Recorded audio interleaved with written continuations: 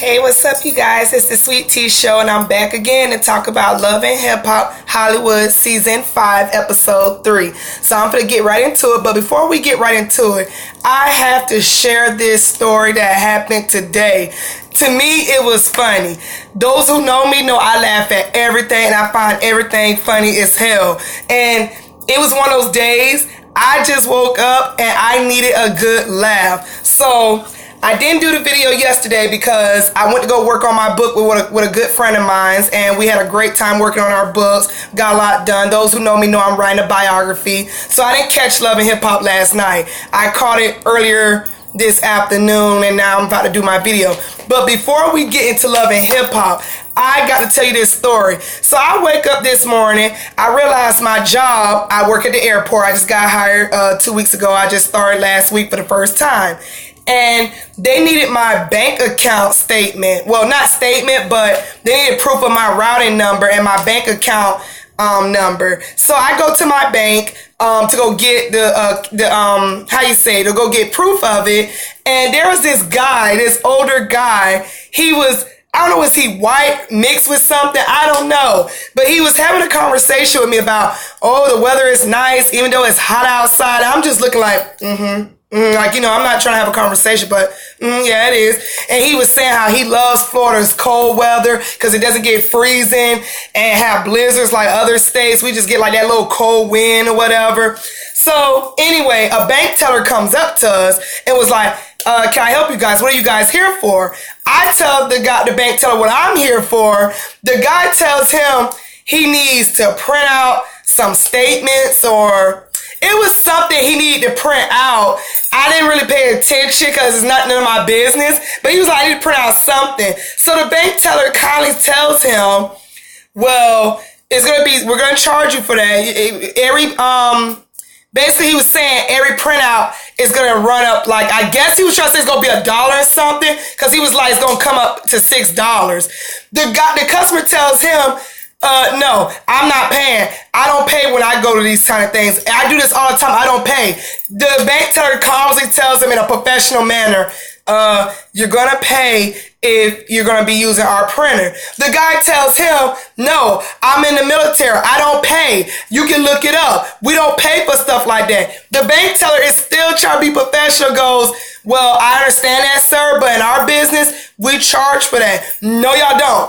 The guy's like, yes, we do. No, y'all don't. Finally, the bank teller tells him, sir, I'm not going to argue with you. The customer goes, I'm not going to argue with you. How are you going to tell me? You can look it up. So the bank teller tells him, I will look it up, but I'm letting you know in this business, you will pay for it. Young lady, you can come with me in my office, talking to me, of course. So the customer is still mad about this situation. And I had to share this story because it's like, that whole situation reminded me when I used to work at Walmart and why I used to hate working at Walmart. I mean, I love their paycheck, but I hated Walmart because customers always want to try to tell you your job. I don't care where you went at, where you go, what kind of discounts you think you're entitled to. If that's not how we run our business, our establishments, that's not how we run our establishments and our business. I hate when somebody tries to tell me my job.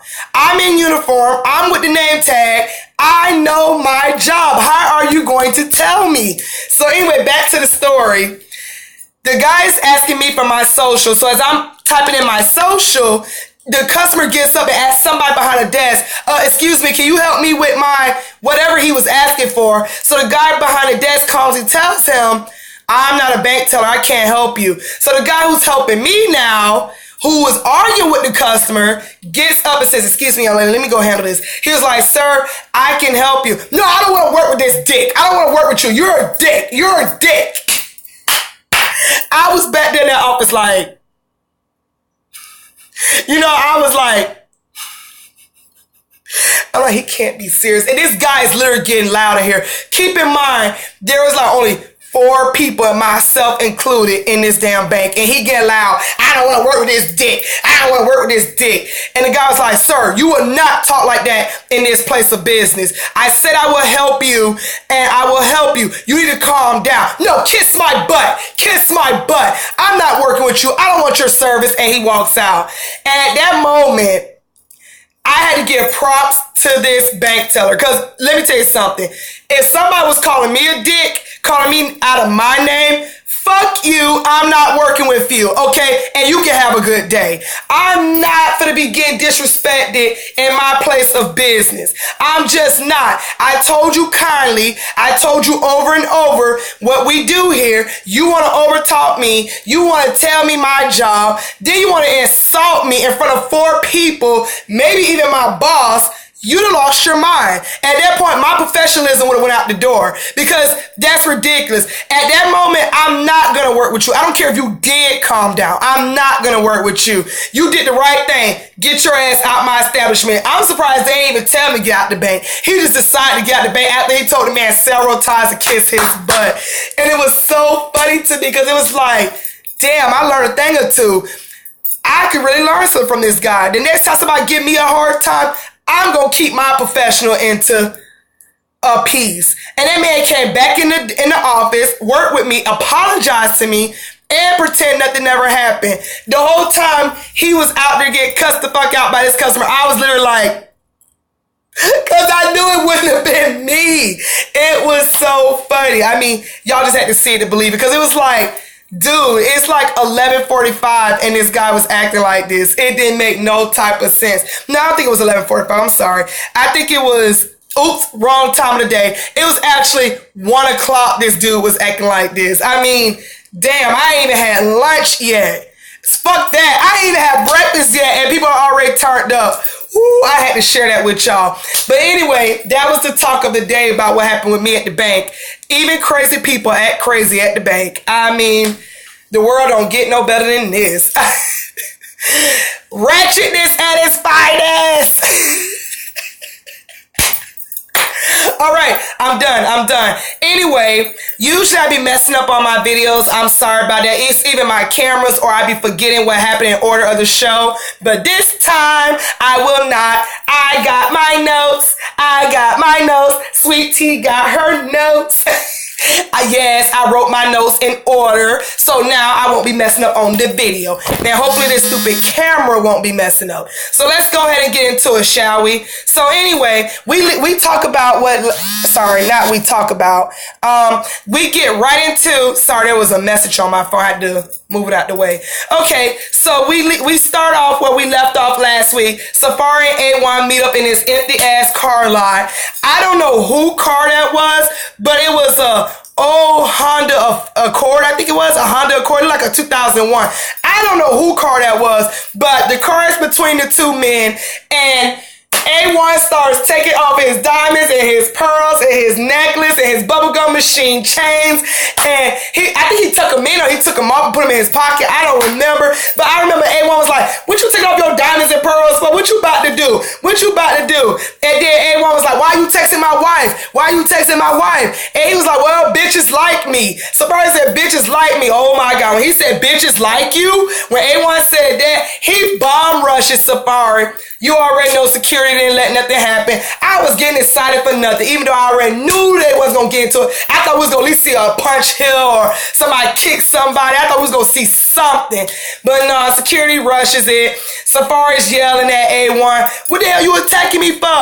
Why'd you come at me like this for? And he was like, just admit it, bro. You was being inappropriate with my wife. Did you do that shit? And Safari's just, licking his lips and rubbing his head and trying to look in the camera and all this mess. And niggas lying when they go to looking down and shit, licking their mouth. And he just still basically, it is what it is. Yeah, I did that. Oh my God, Safari. It's like, but he only admitted to the text messages. He didn't really necessarily admit to A1 about the whole sleeping with his wife thing. It was a mess. Bottom line, they didn't get to fight. A1 walks off like, fuck you, bro. I'm done. And that was that. That was that with that scene. Moving on, we get to, sorry, I'm reading my notes, making sure I'm in order. We go to Princess. She's at an event. She meets up with Paris, and the two talk about how she's going through this drama with Ray J people, and how at her gender release I'm gonna call it the baby shower. Fuck what y'all talking about. So she basically tell Paris how Ray J wanted her to apologize at this baby shower to her family. Princess did not apologize. She tells Paris how Mama Sonia, which is Ray J's mother, was very disrespectful, and how she was like, you wasn't raised right, and I'm gonna deal with you after you had that baby. Then she tells Paris how she got into it with Brandy at the baby shower, that Brandy tried to play like she's sister of the law of the year, but behind closed door, you be threatening me, you be texting me, you be posting me on social media. How you gonna try to give me advice about my marriage when you can't keep a man longer than 3 months? Like, girl, get the fuck up out of here. Paris is like, wait, what? I know Cinderella ain't doing that. Every time she comes for Brandy, I laugh, because it's like, that shows how old I am. She called this girl Moesha last week. Then she called her Cinderella. And I'm just all here for her. Paris is the Tokyo from last season. Big and hilarious. That's what they are. Big, hilarious women. And I'm here for it. It is so funny. I like her shade shots be funny as fuck to me. In comes Ray J. Ray J comes in and he wants to work things out. He wants Princess to move back in. Princess said, okay, I'll think about it. I think she said, okay, I'll think about it. I don't know. And I know in her confessional, she doesn't really believe that Ray J was cheating on her, but why would you have women in the hotel? So they basically talk about that. Then Ray J basically tell her, look, I'm going to get things right, but I'm tired as you definitely need to come home. Let's work this out. You could tell Ray J is really trying to mature this season. Like, I think he is ready for father figure. He is very much trying to mature this season. Princess says, I'm ready to move back in because I have been turned up lately. So Ray J said, turn up how? She tells him how she went to AD's fashion show and she went there to confront Moniece because Moniece been around here talking about, so your sister's having our baby. So I had to confront her. This bitch throws a chair at me. Ray J's like, what the fuck? Like, I'm tired of this. In his confessional, he was like, you know, me and Moniece's family go way back. We was cool. I don't appreciate her throwing a chair at my pregnant wife. And a lot of people was going in on Ray J. A lot of people wasn't. I'm going to say my opinion on the situation and then I'm going to be done with it. I don't like Moniece. Those who know me, I don't like Moniece. I don't follow her on no social media. I don't like the bitch. Moniece do give me the type of person, she goes out and do stuff to other people. Then when they attack her ass, she wants to play victim. I'm so tired of hearing people talking about something. Well, last year, Princess tried to put out her sex tape. Okay, well, would Princess be able to find a sex tape if there wasn't no sex tape? You the one was recording your ass fucking a man. That was you, sis, okay? So I feel like if there wasn't no sex tape to put out there, there wouldn't have been no sex tape to be brought up. And on top of that, yeah, it was wrong to try to put it out there. Yeah, that's revenge porn, all that and the third. Yeah, it was wrong at the end of the day. But let's not act like Moniece haven't never did nothing to somebody. She involved herself in Tiara and Princess beef. It had nothing to do with her. Okay? It had nothing to do with her. You inserted yourself in that beef. So of course Princess is going to attack you. Then on top of that, Princess told Moniece, I just want to fight you. I told you to meet me outside the park or whatever she said, offset. Moniece, I'm too grown for this. I don't want to do that. Okay then, you had plenty of time to fight Princess for releasing that sex tape. Don't wait till she's pregnant now and let AD and everybody else hype you up. Oh, she tried to release a sex tape on me. I'm gonna beat the whole ass. No, do that shit when she wasn't pregnant. Don't do that shit now. I don't like it. I'm not here for it. And yeah, I see where everybody's coming from. Princess shouldn't have brought her ass down there knowing that she's pregnant, knowing this bitch is psychotic. She doesn't give a fuck about you or your unborn child. She will hurt you in some type of way. I get that too. Yeah, Princess, you should not have did that. But one thing I will say, Princess is about that life. She's pregnant or not, she was willing to confront Moniece's ass. But as a mother, Princess, that was not cool at all. You're a mother at the end of the day. You can't be going around confronting psychotic bitches that don't give a shit about your health or your baby health. This bitch to this day still feels like, well, your stomach is pregnant, but your face was not. That's a psychotic bitch. She doesn't care about nothing. She doesn't care about nothing but herself. She doesn't care another human being is carrying another human being. She doesn't care. She'd rather fight a pregnant woman than fight somebody who kept saying over and over, let's fight, when they wasn't pregnant. I mean, Ray J tells Princess, I'ma handle it, so that's all I'm gonna say about that situation. We get to the next scene. Brooke is walking down the street going to the clinic. She said that she wants her breast reduced. I think that's the word I'm looking for. Basically, she wants her breast small, and I can understand why, because I have heard women that says that big breasts do slow you down. It's hard to breathe or whatever, and it's a lot to deal with and stuff like that. So I don't know if her titties are fake now and she just want them low, or they just naturally big and she just want them low. But either way, she was going to the doctor for that, and her doctor informs her, well, we ran some tests on your breast and you got some lumps up in there. And at that moment, Brooke is kind of upset. She's like, lumps? And are you trying to say I have breast cancer? He said he doesn't know. They're going to keep running some more tests. It could be anything. But when I hear the word lumps, I immediately think breast cancer, just like Brooke did. I know for a fact because I'd have had 2 family members in my family that has breast cancer. My auntie, she died last year from it. They had to literally give her radiation treatments, and they cut both of her chest, and she still ended up dying from it. My mom has breast cancer. They never removed her breast, but she has a permanent scar right here from it. So she still to this day have to take her little chemo treatment or whatever. My mom hair is starting to grow back. She wears her wigs when she goes out. It's starting to grow back, but most of the time she cuts and leaves it the color blonde or whatever, because my mom is light skinned. And yeah, it's very much important to get your breast checked. Anything checked. And I noticed in the confessional, Brooke was saying that her family doesn't have cancer. It doesn't run in her family. Don't ever use it as an excuse, ladies. It doesn't matter if your family has cancer or not. Always get yourself checked out. Always get yourself checked out. I get my breasts looked at every year, and I get down there looked at every year, because you never know. And cancer runs in my family badly, so you damn right I'm gonna get that shit checked. My grandpa passed away from it. He had stomach cancer. So it's like, cancer is no joke. It doesn't have nobody's name on it. It just pops out of anywhere. Anybody can get cancer. Don't think you can't get it. I don't know if she has cancer or not, but don't think, Brooke, because it doesn't run in my family, that doesn't matter. Get checked out. While you worrying about if Lyrica smashes Safari and chasing after a man that you think you're going to be married to, you need to be getting that checked out, so that's serious. Moving on from that, let me see as I turn my page. Okay, let's see. They need to see tests. Okay, we already talked about that.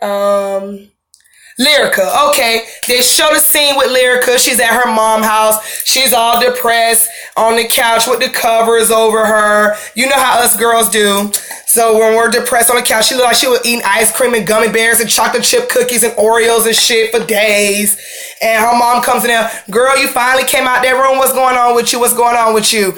And Lyrica starts telling her mom how her and A1 got into an argument, and he's starting to believe K. Michelle and everybody else who's telling him this mess. Brooke got into his ear, and now me and him are arguing. I don't know what else to do. Everybody thinks I fucked Safari. And Lyrica mama basically says, well, I told you that bitch K. Michelle and Brooke wasn't your friends. You need to listen to me. And then Lyrica mama brings up, well, didn't you tell me that A1 not A1. Didn't you tell me that Safari was sending you inappropriate messages? Oh my God. When her mom said that, Lyrica got so mad. Oh my God, I'm not doing this. You're being messy just like K. Michelle. I never told you he was sending me inappropriate messages. Lyrica mom was like, girl, yes you did. Lyrica gets loud. No, I did not. You just like K. Michelle. I never told you that. I never told you that. Lyrica mama was better than me, because first thing I would have said, girl, who you talking to? You in my house, okay? First of all, you did say that. Why would your mom sit up there and say that, and then you get mad at her? You had to tell your mama something about some inappropriate messages. Lyrica said she did not tell her mama that. Her mama said, yes, you did, but I'm going to help you. I'm going to get to the bottom of this, and I'm going to make sure you and A1 get things fixed. Moving on from that, let me see. A1 meets up with Ray J. They're at like a little party event.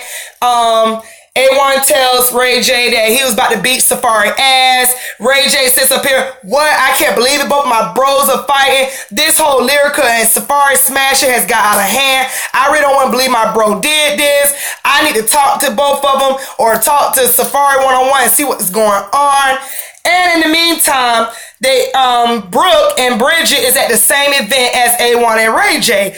Brooke tells Bridget, I don't really want A1 to see me because I don't want him to confront me about me telling Marcus about his wife sleeping with Safaree.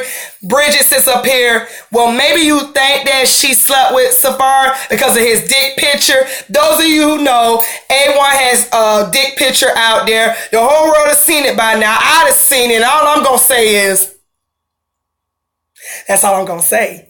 That's all I'm going to say. So anywho, Bridget said, maybe that's why everybody, I'm sorry, I'm trying to get comfortable. I know my fat ass legs are in the video. Let me try to get comfortable. I'm sorry. So Bridget was like, maybe that's why everybody think that she slept with him. I think maybe it could have just been inappropriate pictures or messages. Brooke changes the subject and tells Bridget, well, I can't really be in too much drama no more. I just went to the doctor and they talking about I got lumps in my chest. Bridget clutches her pearls and was like, girl, why you didn't tell me? Why you didn't call me? I would have been there for you. Bridget sits up there and gives us, not Bridget, sorry. Brooke sits up there and tell her, like, I don't know what I'm going to do. I need to tell Marcus about this. Then in comes Apple Watts. She walks over, greets the girls. Now, Bridget Kelly and Apple Watts know of each other because Apple Watts has stripped at one of Bridget's birthday parties. So they're good friends or whatever. You know, every time somebody's on this show, everybody knows somebody. Okay, Mom Scott. Anyway, so she introduced Bridget to Apple Watts. And as she's introducing Bridget to Apple Watts, in comes another cast member. His name is Rockstar. Rockstar goes over there with Ray J and A1. They high five each other. They happy to see one another. Ray J introduced him in the confessional.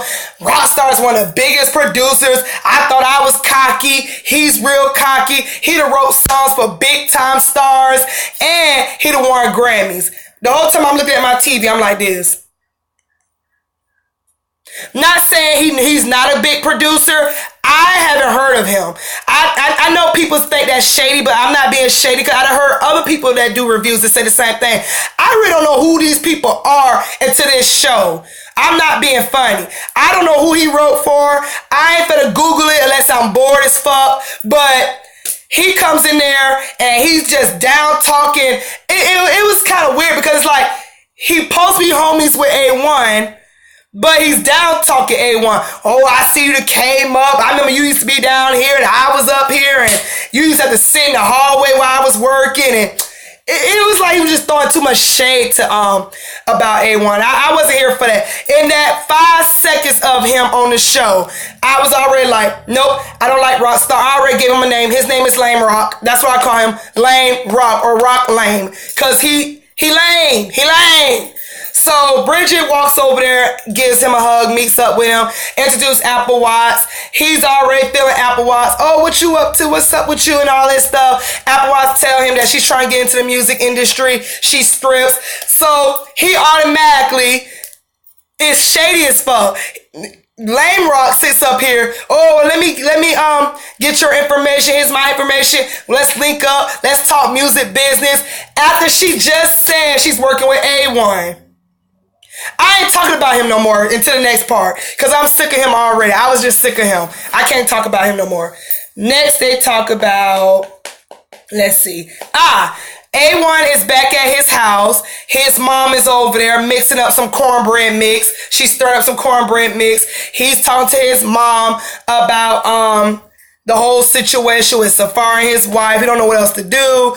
And Lyrica Senior, which is Lyrica mom, just walks in and tells A1, you need to get back with my daughter. Okay, she been crying her eyes out at my house. She's been mighty upset. I don't know where everybody's telling you, but this is a woman you vowed for God that you will be with for better or worse. In the meantime, Pam is like this, which is A1 mom. That's how she was, and she was throwing that cornbread mix. She was not here for Lyrica Mama. She was not here for it. At one point, she just couldn't take it. So what she does is, you ain't gonna tell my son what the fuck to do, or some shit she said, or I don't know what she said. I don't know what she trying to throw the cornbread mix at Lyrica, but it lands all on A1. A1 Mama, I mean not A1 Mama, but yeah, she throws the cake mix. It hits A1. It slaps him dead in his crusty dreads. The cake mix basically looked just like his hair. Oh my God, Lyrica picks up a chair, tries to throw it, hits security. Security guards be on deck. Do they be staying at these people's house? I be wondering that. They was on deck. They get Lyrica Mama out of there. A1 basically say, everybody get the fuck out. Everybody get the fuck out. I mean, the man's mad. He got cornbread milk on his face. And in his hair. Oh my God, he tells his mom to get the fuck out. She's yelling at him. A1 walk his ass to that kitchen and start rinsing out them crusty ass dreads. And I was just... that was what I've been waiting for the whole season, that part there. That shit was funny. It gave me life. What else they talk about? Brooke meets up with Marcus. Oh God, this sad. I'm not even gonna talk about this that long. Basically, Brooke meets up with Marcus. Marcus think that she's about to talk about the whole Stassi situation. Brooke basically says, stop, I got lumps in my chest. He basically tell Brooke what she wants to hear. He's gonna be there for her. He got her. He love her. He gonna always be there for her. Yada, yada, yada. And all I'm thinking about is the violin playing in the background. She's so gullible. She believes everything he tells her. Brooke, you too beautiful to be stupid. You're too beautiful to be stupid. Marcus is fine, but he ain't that fine. He ain't all of that. But I will tell you this, Marcus know how to play the charm. He told her exactly what she wanted to hear, and she bought it. And I'm finna move on from there. I don't want to talk about it no more. We get to the next scene. Rock star, lame rock, whatever, is in the studio. Apple Watch coming there dancing, you know, feeling the beat or whatever. I ain't hear no music. But she was in there making a grand entrance dancing. She sits down and talks with him, and he immediately starts throwing shots, being lame like I said he was. Lame. He throws shots at A1, telling Apple Watts him and his wife used to work together. Lyrica and him used to work together. And A1 had to sit out in the hallway. And I was the big producer. Now all of a sudden he coming up. And it just sounds like, are you mad? Are you mad, bro? Are you jealous that he's coming up? And everybody's starting to recognize him and nobody knows who you are. Is that what it's about? Either way, he was just throwing major shots, and I had to applaud Apple Watts. This had to be the only stripper on Love and Hip Hop I ever liked. The only stripper, okay? She's not like the other strippers. She has a ratchet background. She can get stupid if she wants to. But she ain't here for the bullshit. That's one thing I would say about Apple Watts. When she says she's about her music and about business, that's what the fuck she's here for. About her music and business. Damn the bullshit, okay? She tells him, look, I don't know what your beef is with A1, but I'm not here for it. Don't try to use me to get back with him, okay? He's the only person that really want to work with me. He's the only person that's giving me a chance, and I'm not here for it. And it was some lame shit. Lame Rock says, you really want to work with somebody with 2 syllables? And she was like, you got 2 syllables too. He couldn't even say nothing. Apple Watts gets up. She's not even arguing with him no more. He sits back in his chair. Yeah, he smashed before me.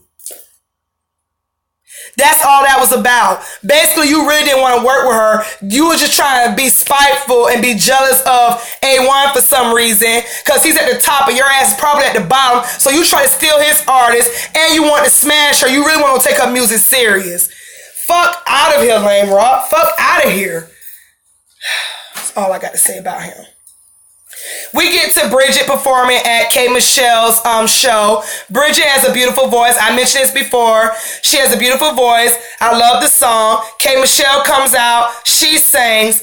And I don't know what her song was about. I didn't pay too much attention because the cameraman kept putting on he kept on zooming in on the audience.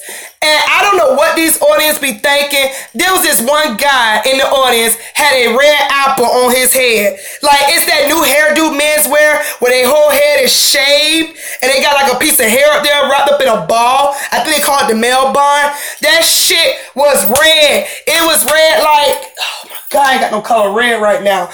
It was red. It was dark red. It's like a damn apple on his head. And he's on the background Snapchatting himself like, I'm at the K. Michelle show. And I'm looking like,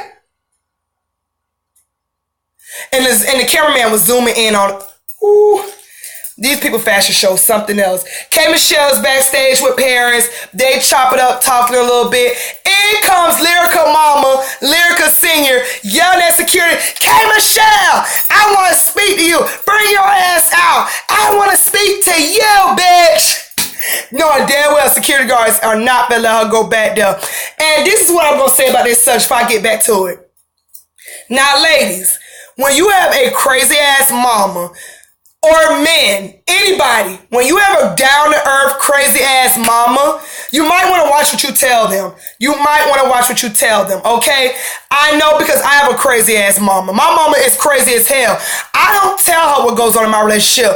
If she asks me, how's your relationship going? It's all right. It's good. I be lying my teeth off sometimes. It's none of her business because I know how my mama is. She's the type of person that will go behind my back, try to make the situation worse than what it is, want to confront somebody, want to put her foot up somebody's ass, and it's like, now it's making me look bad, because now it looks like I can't handle my own situation. I'm grown, and I gotta hide behind my mom. I gotta let my mom do all my dirty work, and I'm just, me personally, like I said, I'm grown. I can handle my own situations. I don't tell my mama nothing.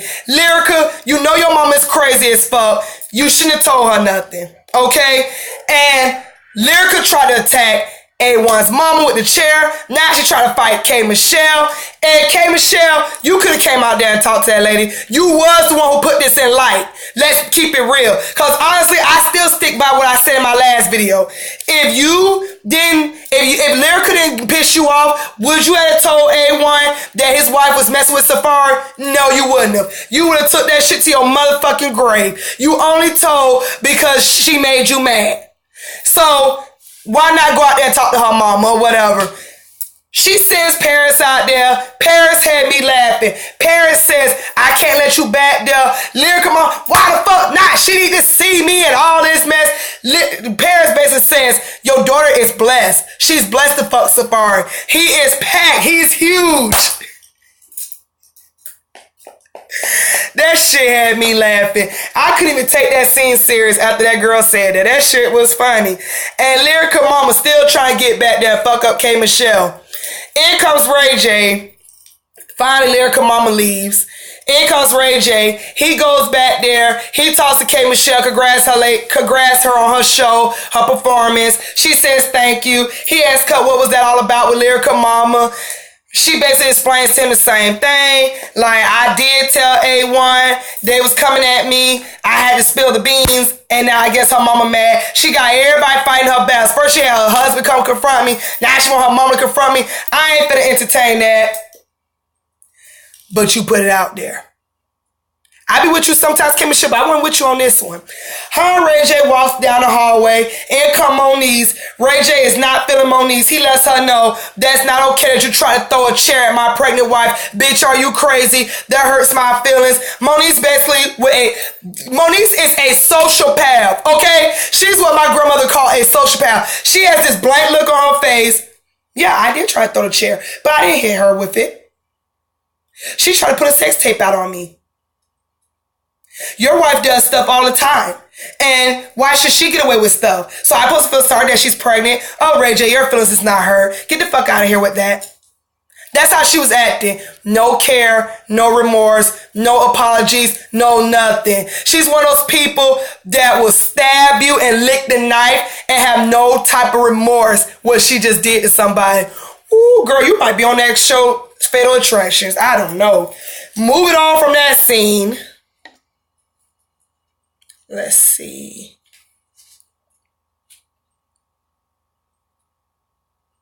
Oh, we get to A1 walked down the street to go to this empty ass restaurant where there's nobody in there but two white people. He meets up with his mom and his brother. And we find out that A1 real name is Floyd. And his mom and his big brother, Lloyd, is sitting there. Lloyd basically confronts A1. Why would you kick our mother out your house? Is you crazy? That's our mother. You don't kick our mother out the house. A1's just sitting up there like, I already got a lot on my plate. I don't need to deal with this either. Lloyd lets A1 knows you the change that you got here to Hollywood. Bitch, you right here wearing jewelry, girl jewelry, you paint your nails, and you kicking our mother out. What the fuck's got into you? I'm gonna let you know that shit's not okay. I will beat the senses out your ass. At that point, they both was throwing jabs at each other. Pam was sitting there like, we're not gonna do that. Next thing I know, they both get up. The security separates both the men. A1 tried not once but twice to reach out to his brother, scratch his face off with them panicures. And I see in the background two white people back there. Now you know, the restaurant was empty as fuck. Mona Scott paid two people to sit back there to see two Negroes act like plain fool. Two brother Negroes at that act a plain fool. I can't even lie. I rewind that shit 3 times and watched the reaction of these white people. I know they were like, gosh, I can't even have salad and wine with these two Negroes in here acting stupid. Pam lets A1 know you the change since you got in Hollywood. Your brother is right. Your wife is the devil. Her mother be doing Illuminati. They both are crazy as hell. You the change. You don't need this bitch in your life. Just get a divorce. Oh, it was a mess. It was a mess. I was trying to figure out why was they fighting in the first place. Like, I get that you feel like your brother changed, but what was y'all fighting for? It was crazy. It was funny to me. Last scene we get, Ray J meets up with Safari. Ray J basically want to know, Safari, did you do what everybody's saying that you did? Safari gets to his little line ways. I didn't do nothing. I didn't do nothing. Licking his lip, rubbing his hand. I didn't do nothing. So Ray J got his ass so good. Ray J basically said, you lying, bro, because Lyrica told me y'all slept together. Lyrica told you this? Yeah, she told me y'all slept together. I mean, I didn't mean for it to happen. It was an accident. Oh my God. When he said that, Ray J basically tell him, bro, I'm lying. Lyrica never told me that. I just wanted to get you to admit it. Why would you do that? And I was like, Safari, you dumb as fuck. You dumb as fuck. Why though? And at that moment, I was so mad with Safari because it's like, y'all supposed to be cool. It just shows y'all don't have no loyalty to each other. There's no loyalty. You slept with this man's wife? Really? Even if Lyrica came on to you, you couldn't say no. You had to show her the big dick and you had to screw her? Really?